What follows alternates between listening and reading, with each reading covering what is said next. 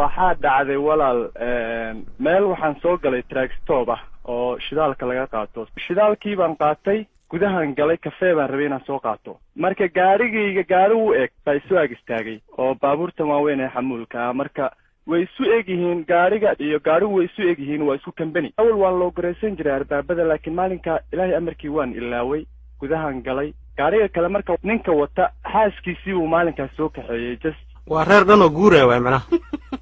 haa dee baalku sariir dambena waa leeyahay waa iska guri caadi a moogta waa garta fridgekii iyo microwavekii cuntada lagu kululeynayana waa ku yaalaan waa garta marka qoyskaasi shaqana waa ku jireen waana safar caadiana waa isaga jireen haye marka waxaa dhacday ninkii iyo naagtii wixiiba gudahay galeen iyagoo laftirkooda waxbay soo qabsanayeen anna gudahan galay gabadhii uu odaygu qabay baa noogu soo horbaxday macnaha dhinacii baabuurta soo aaday gaarigaygii bay gashay marka oo waxay mooday keedii waxba may eegin dhinacyada waxba may eegine sariirtay tagtay sariirtaadiiya seexatay oo gaariga kuu saaray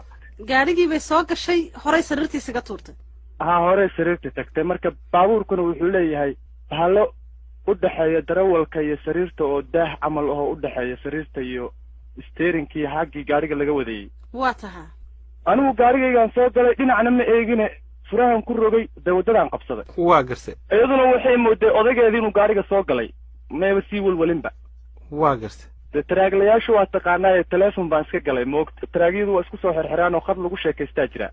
waa gartay groupkii baan iska wacay oo meeshii baan galay oo sheekaan iska qabsaday moogta haye waxaan maqlay cod ah baby what kind of language you talking about today oo gadaal baa ka maqashay xaggii sariirta waxaa isiri waniho ma maskaxdaada ma waxaa maqashay ha dee gaariga cidna kuma ogeyn moogta ani keligay baa wada waa tahay markaasan baaba lagu yidhuun waa maxay luqadaad ku hadlay what kind of language you talking about today gaariguna dee waa guux badan yahay qof teleefon ku jira xaggana cod baan ka maqlay markaan wax yar socday oo sheekadii aan sii waday oo anigu groupkaygii baan maba ku mashquulinba wixii waxaan isiri waa adiga niyo niyadaada waayaan isiri islaantii oo dee sida dadkan u labisane bahalo yaryar halkaa maaragtay ku wadato oo iyo bahal yar oo gaaban wadata haa waa markaa gabadha waa gabadh caddaana haa waa gabadh caddaana adigu ilaa da'da sodomeeye meelahaas ah waa tahay waxay soo istaagtay halkan hore ee anigu gaariga aan ka wadayey sariirtii bay kasoo kacday daahina way iska soo furtay haa waa tahay gaarigina waa socdaa highwaygu saaran yahay isla markii way ogaatay iyadu inay khaldan tahay haya gaarigii bay eegtay oo sijaayadii aan ku tukanayay iyo wixii gaarigii inuu ahayn way aragtay markaa iyadu way isgaratay markaa waa tahay mar alla markay aniga ila hadashay baan yaabay oo naxo fijacay haddaanan naxdin u dhiman maalinkaa nasiib baa walahay marka xagga dambuun baad eegtay waxaad aragtay qofku dul taagan hal marun baan saa u eegaya islaanti madhaadeer oo dee si u qaawano si fiican u haye anigu dee maba soo qaadan ba waxaana bini aadam ah waxaa isiri jim baa saqafka kore gaariga kasoo galay ma aqaan jim baa soo galaa isiri gaariga haye marka gaarigu aad buu u socday dabcan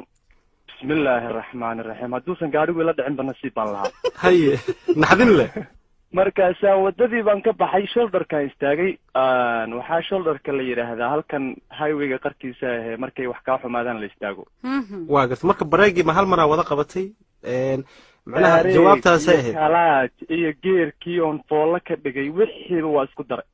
waa tahay wada hal mar gaarigii taayaradii qiiq baa ka kacay qiiq bareegyada iisoo uray haya haye still ma believe garaysni waxaan inuu insi yahay taagotaa waa iga soo dababootayadu waxay rabtaa inay dhahdo qalad baa dhacaya raalli ahoobo come down please come down taasi ku haysaa haye dheg uma dhigine waa ka cararay haye ma cuudubilaysatay intaa cararaysay dee cuudubileysi